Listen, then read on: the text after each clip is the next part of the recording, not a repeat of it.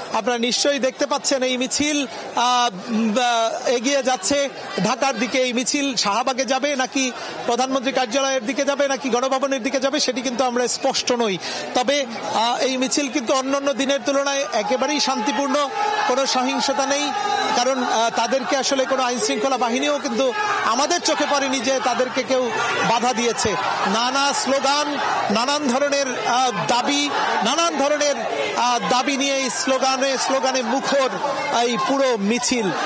এই মিছিলে কিন্তু ওই পুরনো যেই স্লোগান তারা সেটিই বলছেন যে তাদেরকে শিক্ষার্থীদের দাবি আদায়ের জন্য যে আন্দোলনটি শুরু হয়েছিল, কোটা আন্দোলন, সেই আন্দোলন থেকে কিন্তু আজকের এক দফা দাবির আন্দোলনে পরিণত হয়েছে।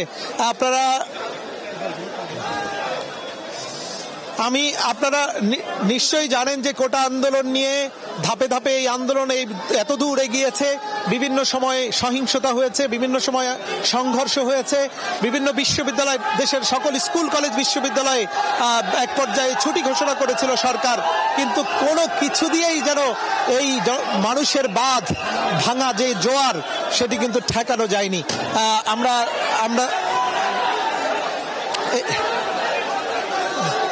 আমরা দেখেছি যে এই আন্দোলন চলাকালে বিভিন্ন জায়গায় নাশকতা হয়েছে, সহিংসতা হয়েছে এবং অসংখ্য মানুষের মৃত্যু, নিশ্চয়ই আপনারা জানেন সেই মৃত্যুর ঘটনাও ঘটেছে।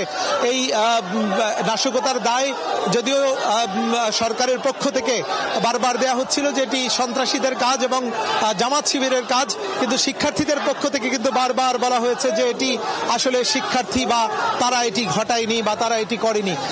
তো সব মিলিয়ে সারা দেশে গতকালও যে সহিংসতায় প্রায় শতাধিক মানুষ হতাহত হয়েছেন, নিহত হয়েছেন, সেই নিহতের পর অনেকেই ধারণা করেছিল যে আসলে সরকার বিশেষ করে কারফিউ ঘোষণার পর মানুষ আদৌ রাস্তায় বেরোবে কিনা। কিন্তু সেই শঙ্কা, সেই উৎকণ্ঠা, সেই সবকিছু মিথ্যে প্রমাণ করে কিন্তু জনতার স্রোত বেরিয়ে এসেছে রাস্তায়।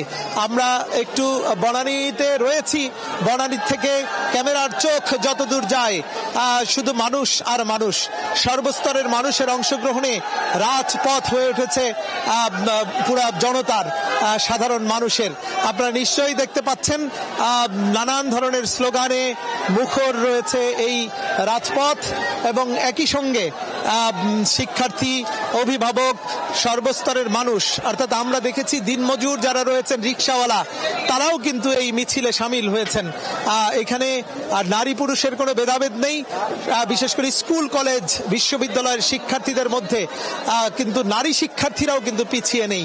তারা জীবনের ঝুঁকি নিয়ে সর্বোচ্চ ত্যাগ করার মানসিকতা নিয়ে কিন্তু তারা এই রাস্তায় নেমেছেন। আমরা প্রায় পৌনে 1 ঘন্টা ধরে আমরা এই বনানীতে রয়েছি। যখন এই মিছিলটি এখানে আসেনি তখন থেকেই কিন্তু আমরা এখানে রয়েছি। আমরা অতীতে অনেক মানুষ, অনেক রাজনৈতিক দলের সভা সমাবেশ বা কর্মসূচি দেখেছি, কিন্তু এত মানুষের ঢল আমরা অতীতে, একজন গণমাধ্যম কর্মী হিসাবে, একজন সাংবাদিক হিসাবে এত মানুষের ঢল আমরা অতীতে কখনো দেখিনি। স্বাভাবিকভাবেই এটি বলার অপেক্ষা রাখে না যে এটি একটি নতুন ইতিহাসের হয়তো সৃষ্টি হচ্ছে। সেই ইতিহাস হয়তো পরবর্তীতে ইতিহাসবিদগণই লিখবেন, কিন্তু আমরা স্বচক্ষে যেই ঘটনা দেখছি সেটি আসলে অনেকটাই আসলে বর্ণনা করা কোনোভাবেই সম্ভব নয়। আমরা ইতিমধ্যেই আমরা দেখছি শিক্ষার্থীদের হাতে হাতে জাতীয় পতাকা রয়েছে, অনেকেরই মাথায় লাল কাপড় বাঁধা এবং নানান স্লোগানে মুখর করে রেখেছেন পুরো রাজপথ।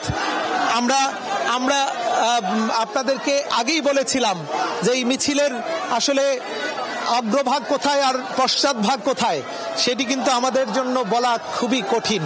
এই মিছিল এগিয়ে যাচ্ছে, মিছিলটি কোথায় যাচ্ছে সেটি কিন্তু আমাদের পক্ষে এই মুহূর্তে বলা খুবই জটিল একটি বিষয়।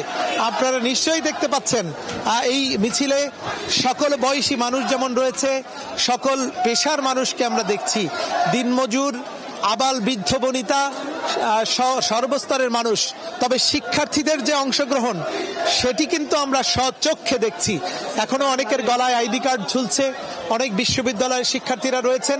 তবে এই এলাকায় বেশিরভাগ শিক্ষার্থী যারা রয়েছেন, আমরা বেসরকারি বিশ্ববিদ্যালয়ের শিক্ষার্থীদের আইডি কার্ড আমরা দেখছি। তারা কিন্তু এই আন্দোলনটিকে মূলত এই পর্যায়ে নিয়ে এসেছেন। তো এই পর্যায়ে নিয়ে আসার পরে সকল শ্রেণী পেশার মানুষের আন্দোলনে পরিণত হয়েছে। আপনারা নিশ্চয়ই জানেন এটি এক দফার আন্দোলনে পরিণত হয়েছে, সরকার পতন আন্দোলন। এই সরকার পতন আন্দোলনে কারফিউ ভেঙে অতীতে আমরা 52-তে আমরা ভাষা আন্দোলনে কারফিউ ভেঙে ছাত্র জনতা নেমে এসেছিল। এই 52-র পরে 71 সালে আমরা দেখেছি যে কারফিউ ভেঙে রাজপথে ছাত্র জনতা নেমে এসেছিল। দীর্ঘদিন পরে আমরা 2024 সালে এসে দেখছি রাজপথে যেমন সেনাবাহিনী রয়েছে, আইন শৃঙ্খলা বাহিনী রয়েছে, হাজার হাজার মানুষ নেমে এসেছে রাস্তায়। আপনাদেরকে যদি একটু আবারও দেখাতে চাই মিছিলের পেছন ভাগ, যতদূর চোখ যায় শুধু মানুষ আর মানুষ।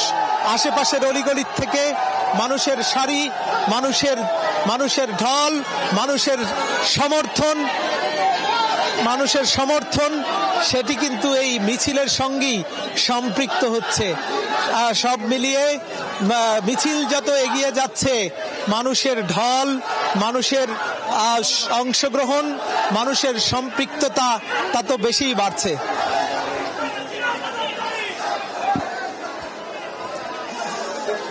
আপনাদেরকে দেখাতে চাই মিছিলের পেছন সাইড। আমার নিশ্চয়ই দেখতে পাচ্ছেন এই দিকটাতে বনানী কবরস্থান, তারপরে ইসিবির চত্বরের দিকে যেই ফ্লাইওভারটি, সেই ফ্লাইওভারও কিন্তু এখান থেকে দেখা যাচ্ছে।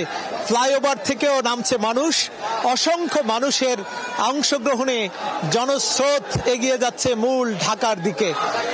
আপনারা নিশ্চয়ই জানেন নানা উৎকণ্ঠা, নানান ধরনের পরিস্থিতি মোকাবেলা করে, নানান সহিংসতার পরে আজকে শান্তিপূর্ণ একটি জনস্রোত আমরা দেখতে পাচ্ছি। এর আগে আপনাদেরকে জানিয়েছিলাম যে কোটা আন্দোলনকে ঘিরে যেই আন্দোলনটি আজ এই পর্যায়ে এসে পৌঁছেছে, নানান সহিংসতা, নানান মানুষের জীবন দেওয়ার পরে, অর্থাৎ 2024 সালের বিশেষ করে জুন মাসের 7 তারিখ থেকে যেই আন্দোলনটির সূচনা হয়েছিল ঢাকা বিশ্ববিদ্যালয় থেকে, সেই আন্দোলনের পর যেটি ছড়িয়ে পড়েছিল সারা বাংলাদেশে।